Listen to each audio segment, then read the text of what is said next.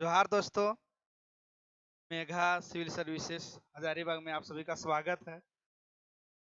आज हम लोग टू डायर जिरहुल फूल टू डायर जिरहुल फूल किताब में चित्रा रानी चित्रा रानी एक लोक कथा है। क्या है? लोक कथा। एकरा आज हम देखबे जे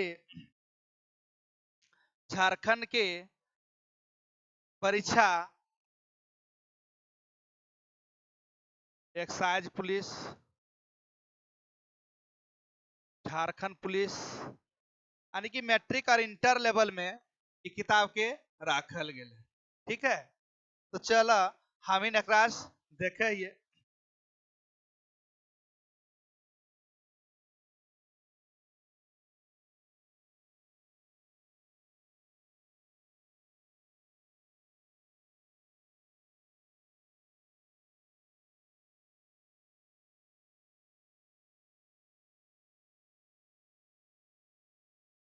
तो सबसे पहले चित्रा रानी जे लोक कथा है, एकर लेखवैया के थी, कहाँ के रहवैया लग थी, ओकर परिचय हमनी देखबे। ओकर बाद फिर चित्रा रानी लोक कथा में की बतवल गेल ओकरा जाने के प्रयास करबे। तो देखो, एकर लेखक जे है, चित्रा रानी के लेखक वो लिखले के थे शिवनाथ परमाणिक जी। शिवनाथ परमाणिक जी, इनका रूप नाम जो है के मानिक है। जन्म 13 जनवरी 1949। जन्म स्थान जो है बैदमारा जिला बोकारो, यानी बैदमारा जो है से की भले उनकर गांव भले और जिला उनकर पड़ो है बोकारो।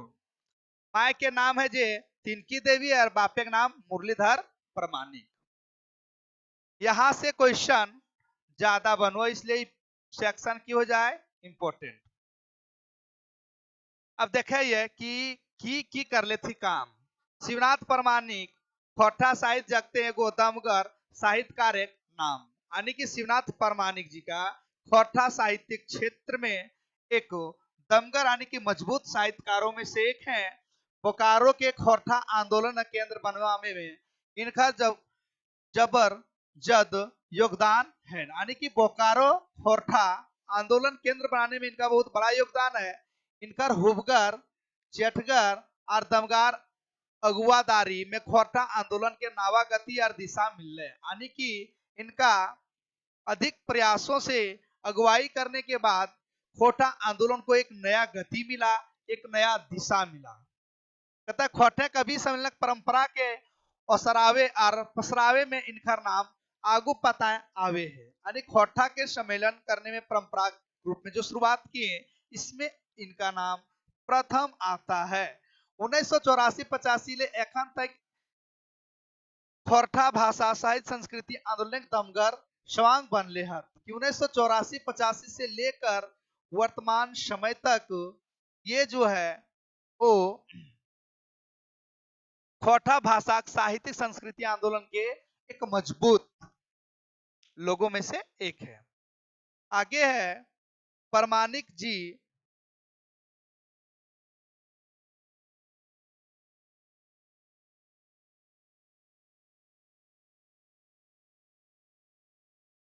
परमाणिक जी कलम गैद पैद 2 रुपए हिंदी और खोटा चलत आयल है, यानी परमाणिक जी का जो कलम है, परमाणिक जी का जो कलम आने की उनकी जो रचना रचना जो किए हैं वो गद और पद दोनों में है।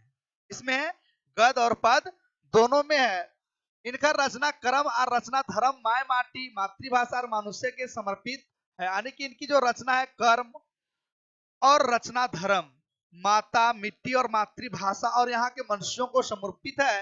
परमाणिक जी कलमकार के संगे संगे एगो दमकर गीतकार और गायकोकार लागत, यानी कि शिवनाथ परमाणिक जी जो हैं वो लेखक के साथ साथ यानी कि साहित्यकार के साथ साथ ये क्या क्या है, एक दमगर मजबूत गीतकार भी, यानी कि गीत भी गाते हैं, खतरनाक और गायक कारो लागत। ठीक है, खोटा लोकगीत राग रागिनी के विशेष ज्ञान राखो, यानी कि खोटा गीतों में राग और ताल का एक विशेष ज्ञान रखते हैं आकाशवाणी और दूरदर्शन है इनकर खोरठा गीत गूंजत रहो, यानी कि आकाशवाणी और दूरदर्शन में इनकी जो खोरठा गीत है वो गूंजते रहती है। इनकी कुछ रचना है।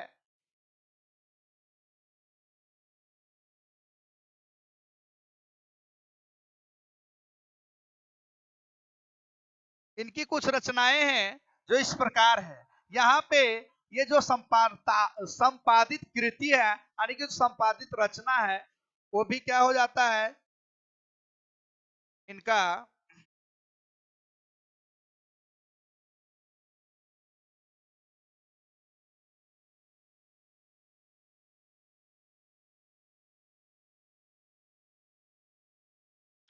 ये आपका इम्पोर्टेंट हो जाता है। ये आपका इम्पोर्टेंट हो जाता है कि इनके द्वारा कौन कौन सा किताब लिखा गया है। प्रतियोगिता परीक्षाएं में अधिकतर पूछी जाती है कि किनका रचना कौन सा है। तो यहाँ है रुसल पुटुस कविता संकलन 1986 में। एकर छाड़ा कई गो संकलन संग्रह सामूहिक संपादन, यानी कि इनको छोड़ करके और कई रचना है, जिसमें सामुद्रिक कोराएं खंड का 1986, तातल हेमाल कविता संग्रह है 1998, और आपका खोटा लोक साहित्य विवेचना ग्रंथ 2005, मत्स्यगंधा महाकाव्य 2013। इसके अलावे भी ये और कई क्षेत्रों में कार्य किए हैं। इसमें भाषा शैली की अगर बात की जाए,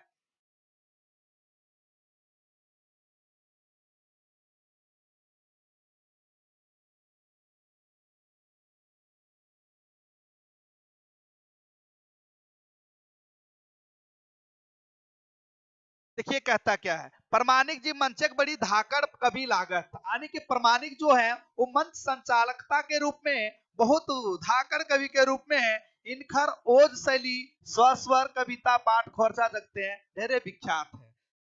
कविता तुकांत आतुकांत दुयो रकम के पावल जाए, यानी कि कविता तुकांत और आतुकांत दुयो रूप में पाया जाता है। इनकर भाषा एकदम सरल और ठेठ खोरठा शब्दावली से भरल पुरल है, यानी कि इनका जो इनकर भाषा एकदम जो है आसान है। सरल मतलब आसान, और ठेठ मतलब एकदम ठेठ शब्दावली से भरा हुआ, यानी कि ग्रामीण क्षेत्र में जो बोलचाल में की भाषाएं हैं। सम्मान कहां से मिला इनको? सम्मान के रूप में अगर हम बात करें तो जमशेदपुर से काव्य भूषण, चतरा से परिवर्तन सम्मान से सम्मानित किया गया है। झारखंड सरकार की ओर से 2008 में इनको खोरठा का सर्वश्रेष्ठ साहित्यकार के रूप में सम्मानित किया गया है। अभी हम जितना बतेलियो वो की भे गलो।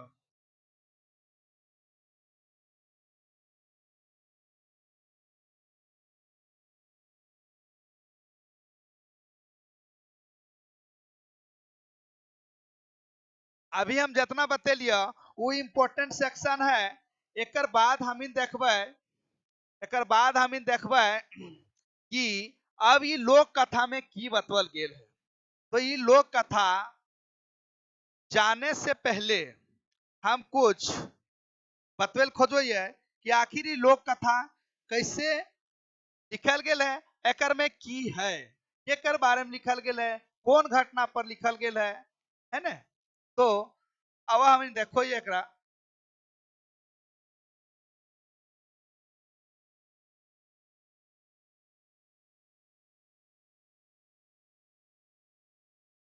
ठीक है, कोई बात नहीं। तो एकरा सबसे पहले हम देख लो ये कि एकर में की घटना भेल है, केकर घटना पर आधारित है ये लोक कथा, है ना। तो चलो अब हम देखो ये एकरा। चित्रा रानी, एकर में दू गो जमींदार रोथी। एक जमींदार है गोलवारी जमींदार,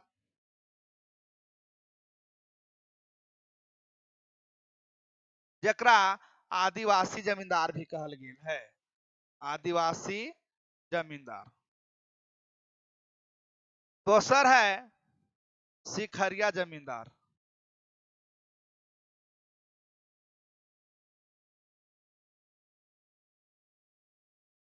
देखा, यहाँ आदिवासी जमींदार और सिखरिया जमींदार के बारे में हम पहले बता देल जा रही है।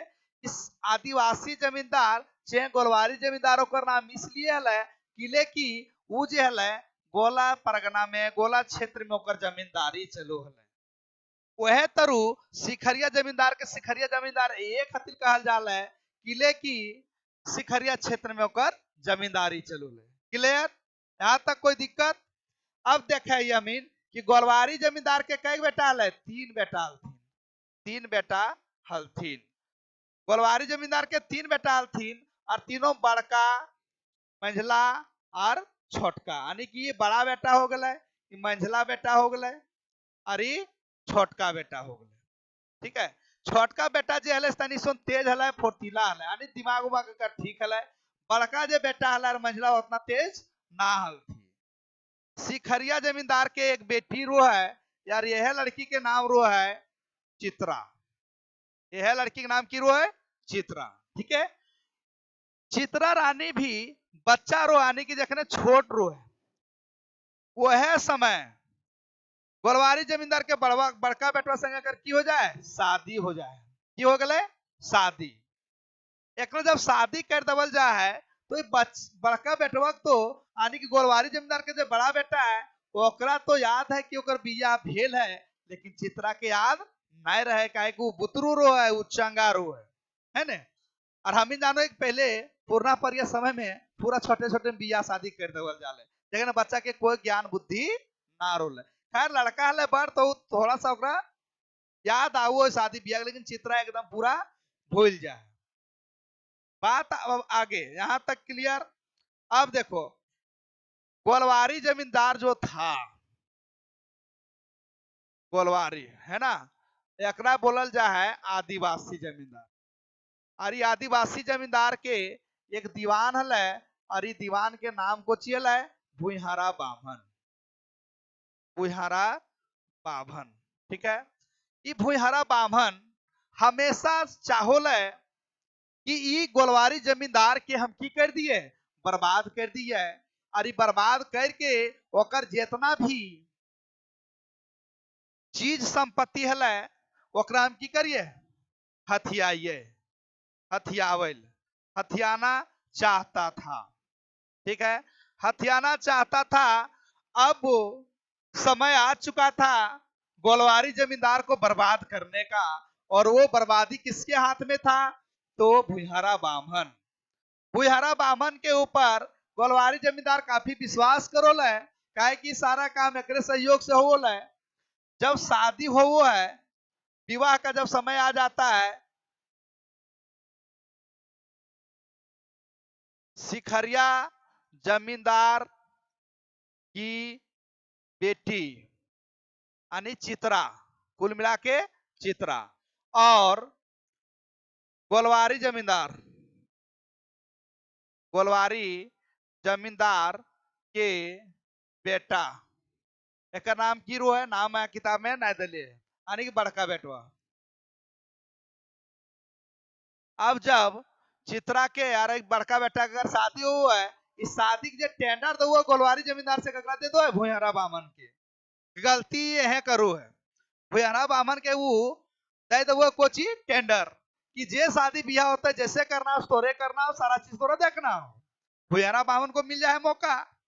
अब मौका मिल गया चाहो ले कोची बर्बादी वो कर। कल के बारात जी है बोल हाँ, बोल बारात जी है तो बैसाख के महीना है, जेठ के महीना है, बैसाख जेठ का महीना था। पर जेठ मैसान के महीना के जमींदार साहब तो कैसे व्यवस्था करल जाए? बारात साहब तो भूखे प्यासे जाएगा रास्ता में, तो अगर खातिर कुछ व्यवस्था चाहिए कि नहीं? कल के हाँ व्यवस्था तो एकदम तगड़ा चाहिए। जमींदार के बेटा के बिया हो रहे, अगर में कोई छोटा आदमी तो शादी हो ना रहे, जमींदार के बेटा और बाराती जाएगा भूखे प्यासे, ये तो शोभा नहीं देगा। बस भुइहारा बामन को मिल गया मौका, वो बोला अच्छा ठीक है तो हम व्यवस्था में लगते हैं। कल के ठीक है तुम व्यवस्था में लगो। व्यवस्था में लागले बाबू, और की कहियो गोलावारी यानी कि गोला क्षेत्र से लेकर के आ गया वो कहा शिखरिया। और शिखरिया एले बाबू तो सोच कि गोला से लेके शिखरिया के बीच में जितना रास्ता हले, कल के जानते हैं जमींदार साहब, कल के हाँ बताइए। तब आदमी यहाँ से बारात जाएगा, सो यहाँ तक जाएगा बारात, तो क्या किया जाए, कल के क्या किया जाए, व्यवस्था देना न पड़ेगा जी।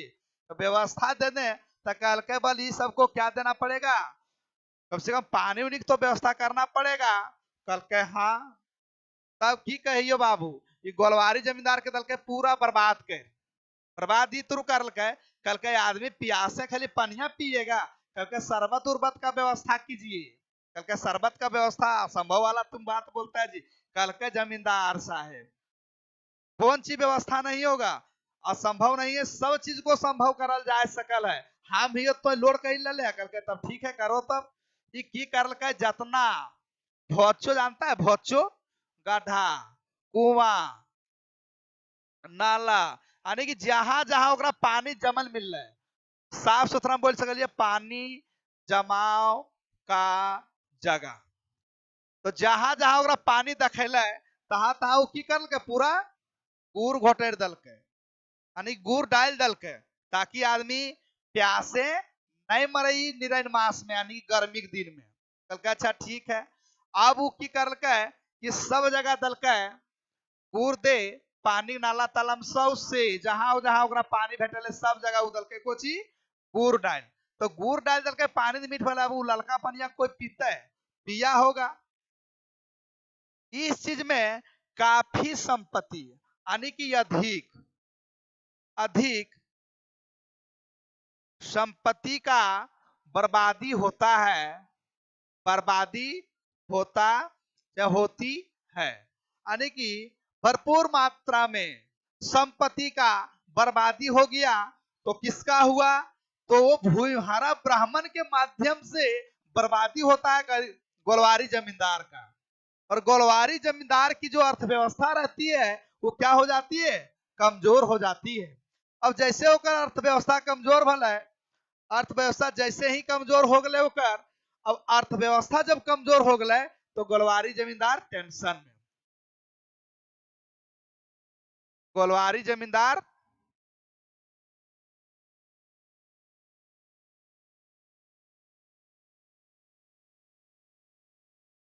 टेंशन में।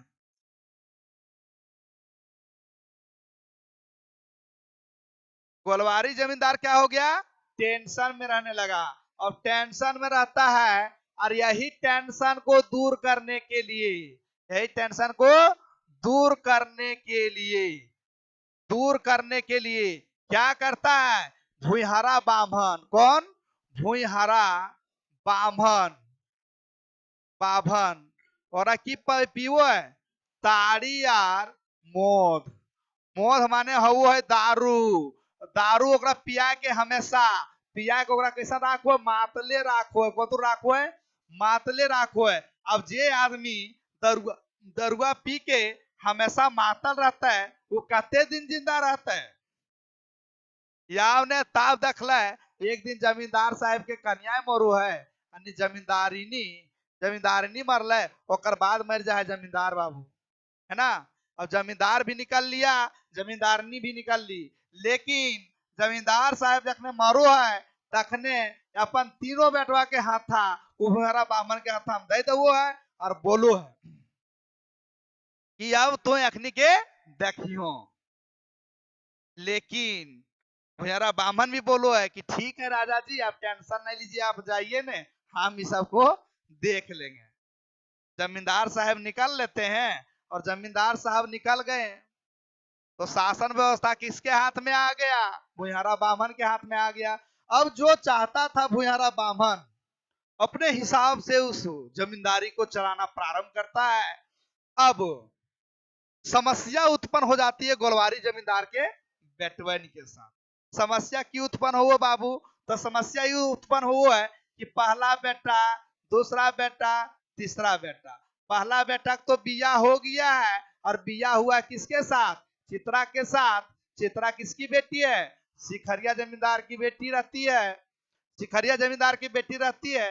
तो शिखरिया जमींदार को जब ई बात के पता चलो है कि ओकर समधी धरती से चल गल थी, तो जा है भेंट मुलाकात करो थी, ओकर बाद वो अपन घर आ जाए।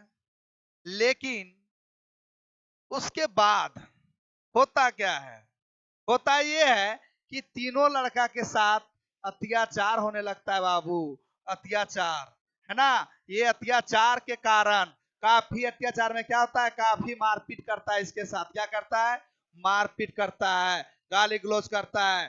जिसमें छोटका चंगवा में बताए थे कि क्या रहता है, तेज रहता है, ये जान जाता है भुइहारा बामन क्या करेगा, इस सबको जान से मार देगा। और इस चीज से भय होकर के वो क्या करता है, भय होकर के भय होकर के क्या करता है, वो दोनों भाई बहन के लो है बाबू। अरे छोटका चंगवा चल जाए दोसर जगह, दूसर दूसर राज्य में जाके, दोसर राज्य में जाके वहां एक जमींदार के जी कटेत्रो है, तालाब कटेत्रो है, वह तीनों भाई काम करो लागो थी और अपन जीविकोपार्जन करो लागो थी। लेकिन बड़का के पास भी कुछ दिमाग आता है, सोचता समझता है। एक दिन सोच समझ करके अपना भाई बहन को बैठा के दुइयों को सबको, और बड़का बोलता है कि रे, अगर हम इनमें से कोई हिम्मत करके हमार ससुर जुर चल जीबी ने और बतेबी ने अपन स्थिति, तो हमार ससुर कोई उपाय जरूर करते और हमने स्थिति में सुधार हो जाते। छोटका चंगवा हल तेज काल का हम जीवन लोड ना ले, हम जाएंगे। छोटा बच्चा जाने के लिए तैयार होता है, और क्या, खाने का सामान बांधा और चल दिया अपनी भाभी की खोज में, यानी कि अपने भाई के ससुर का गढ़, यानी सिखरिया जमींदार के गढ़ पहुंचता है वो। जाते जाते क्या होता है, जहां उसका रात मिल जाता था, यानी कि रात हो जाती थी, वहीं पे क्या करता था वो, रुक जाता था। सुबह फिर चलता था, फिर रुकता था, फिर चलता था। अंत में एक दिन वो सिखरिया राज पहुंच जाता है। सिखरिया राज पहुंचता है, कहां पहुंचता है, सिखरिया।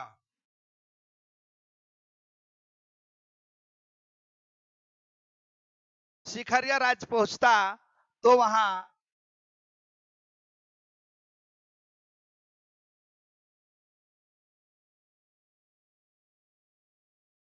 राज्य की मालिन से मुलाकात होती है, मुलाकात होती है। अब मालिन मतलब समझ रहे होंगे बाबू कि मालिन मतलब कुछ वो, माली मतलब हुआ जब फूल उल के देख रेख करे वाला, मालिन मतलब भी वो होता है, यानी कि वो सिखरिया राज्य में मालिन के काम करो, फूल उल के वो सेवा समार करो ले।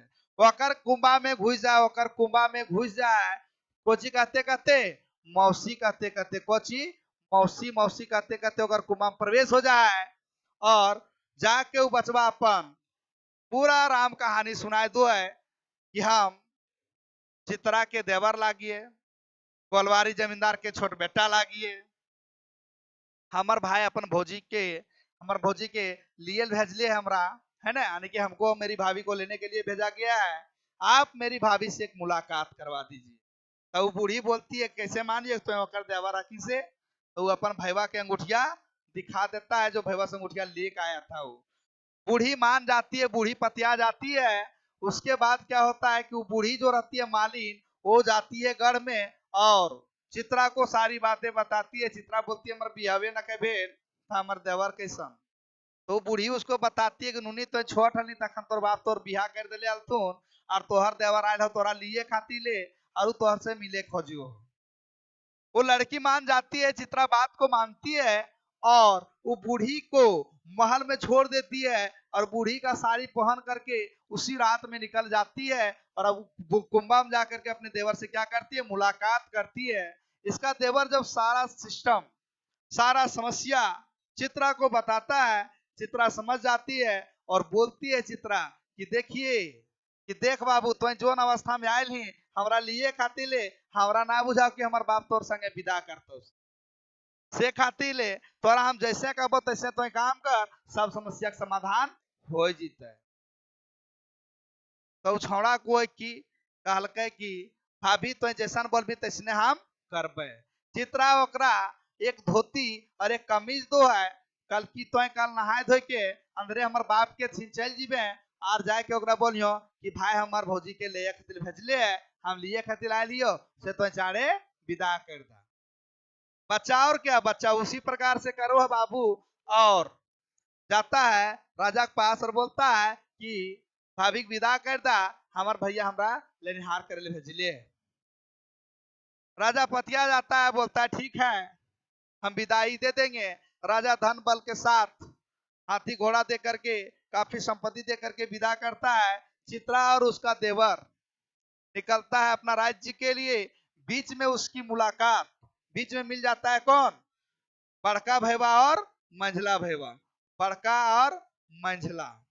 अब वहीं से चारों कोई, बड़का मंझला, चित्रा और छोटका, ये चारों हाथी में बैठ करके कहा गया, अपना गोला क्षेत्र गया।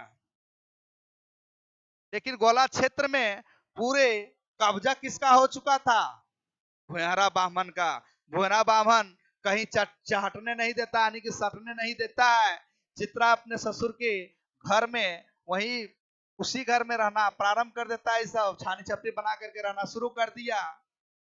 लेकिन अब समस्या का समाधान होने वाला है। समय आ गया था चित्रा रानी का, अब भुयारा बामन का बर्बादी का। तो सुनिएगा कि कैसे उसकी बर्बादी होती है और चित्रा की कैसे जीत होती है। उसी समय की बात है कि एक दिन चित्रा अपने घर में अपने देवर और अपने हस्बैंड के साथ, यानी कि अपन मर्द के साथ, है ने, अपन मर्द के साथ की करोल है, बातचीत करोल है कि समस्या से उबरल कैसे जीत है। वह समय भुयारा बामन के एक बेटी रोल है। भुयारा बामन के बेटी जकर नाम को चिल है दुलरी। दुलरी अपन सहेलिन के साथ गेल बांध नहाय ले, और बांध नहाय गेल और गला के हार, गला के सोना खार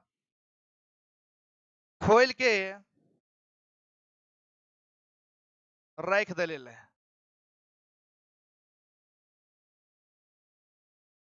रख दल हल, यानी कि वो लड़की दुलरी जो थी, ये तालाब है तो तालाब के किनारे तालाब में वो नहा रही है, और यहाँ पे क्या कि वो अपना गला का हार रख दी। एक आता है चील, क्या रहता है चील, उड़ल उड़ल आ है, सोचो है कि हमारे खाए वाला चीज लगा उठुआ चल दो है। लेकिन जब नोच उच के देखो है तो पता चलो खाए वाला चीज नका है, तो अंत में की करो गिरा दो है। अब क्या हुआ है, ये हारवा जो गिरले सोना हार से गिरले कहा, चित्रा के छानी में। कहा गिरो है, चित्रा कर छानी में।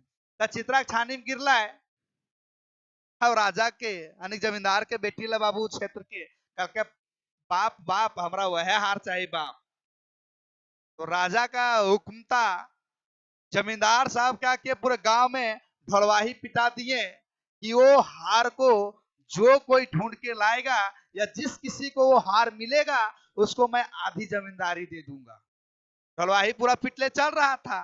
चित्रा सुन ली और उस सिपाही को डांट के बोलती है, ढलवैया वाला को, कि सुनिए आप अपने राजा को जाके बोल दीजिए कि अगर आपके जमींदार साहब जो हैं, यानी कि सिखरिया, वो गलवारी क्षेत्र में जो जमींदारी चला रही थी भुयारा बामन के द्वारा चलाई जा रही थी, भुयारा बामन को जाके बता दीजिए कि अगर वो उसका दीवान, यानी कि उसका दीवान और उसका कमियां, दो पक्ष, दो पक्ष मतलब होता है, एक पक्ष मतलब होता है 15 दिन, और दो पक्ष मतलब क्या हो गया 30 दिन। अगर 30 दिन के लिए कोई काम उम नहीं करेगा वो, तो मैं 30 दिन के बाद उसकी बेटी को क्या कर दूंगी, हार दे दूंगी। भैरव बाबा ने एक्सेप्ट कर लिया कि कहा एक तरफ आधी जमींदारी, आधी जमींदारी की बात है यहाँ, और ये खाली हमको बाहर जाने बोल रही है, तो क्या दिक्कत है, चल जाते हैं, आधी जमींदारी भी हमको देना नहीं पड़ेगा, ठीक है। अब क्या होता है, भुयारा बामन उसका दीवान चला गया बाहर, लेकिन उसका कमियां सब बेरोजगार हो गया था, पीता था सूता था, है ना। अब यहाँ शासन क्या हो गया, उल्टा हो गया। चित्रा रानी सारे इसका ससुर का जितना जमीन था सब में क्या कहे, धान लगवा दी। खेती का समय था, सब में धान लगवा देती है। 1 महीना के बाद जब भुयारा बामन वापस लौटता है, तब आता है और बोलता है बाप रे बाप, ये सबसे धान रोपवा दल के, अच्छा ठीक है, कटेते कैसे से दखबे। और फुरचुंदी बांध देता है कि देख लेंगे चित्रा को कैसे काटेगी। चित्रा भी शिखरिया जमींदार की बेटी थी, ये भी कम चालाक नहीं थी। बोले अच्छा ठीक है। आया धान काटने का समय, चित्रा क्या करती है, पूरे गांव में घोषणा कर देती है कि जे जितना काटता है धान वो कर, जे जितना धान काटता है सावधान वो कर, जे खाटता से कमाते है ना। अब सारा लोग क्या किया, कोई टांगी, कोई हसुआ, कोई फारसा लेके निकला और धान काटना शुरू। राजा जमींदार का भुयारा बामन का जो है पुरचुदी बांधल के बांधले हो गए, लेकिन मुंह की भेगल हेट हो गए। और सारे लोग धान काट के चित्रा के घर में एकत्रित कर देते हैं। चित्रा सारे लोगों में धान क्या करती है, वितरित कर देती है, कुछ दाना अपने के लिए भी रख लेती है। एक दिन सारे लोग जमा होते हैं गांव के और चित्रा को क्या बना देते हैं, चित्रा को रानी घोषित करते हैं।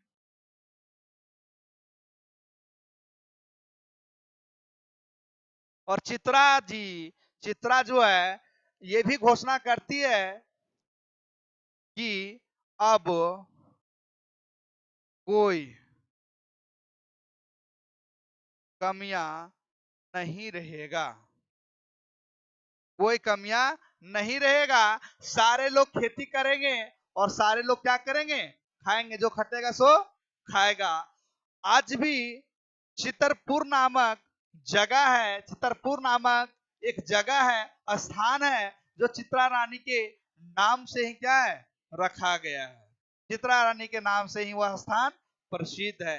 चित्रा रानी का महल आज भी उस चितरपुर नामक जगह में मिट्टी के नीचे दफन है, यानी कि मिट्टी के नीचे दब चुका है। इस प्रकार से चित्रा रानी अपने ससुर के सारे जमीनों पर हक कर लेती है और भुयारा बामन को परास्त कर देती है। वहां के जो प्रजा थे, यानी जमींदार के नीचे जो वर्कर्स थे, कार्य जो करते थे, काम जो करते थे, वो सारे लोग बहुत खुश हो गए, क्योंकि उनको पुनः उनकी जो पुराने जमींदार थे उनके बाल बच्चों के द्वारा ही शासन वहां प्रारंभ की जाती है। और आपका जो ये लोक कथा है, ये लोक कथा क्या होता है, यहीं पे खत्म होता है। ठीक है, धन्यवाद।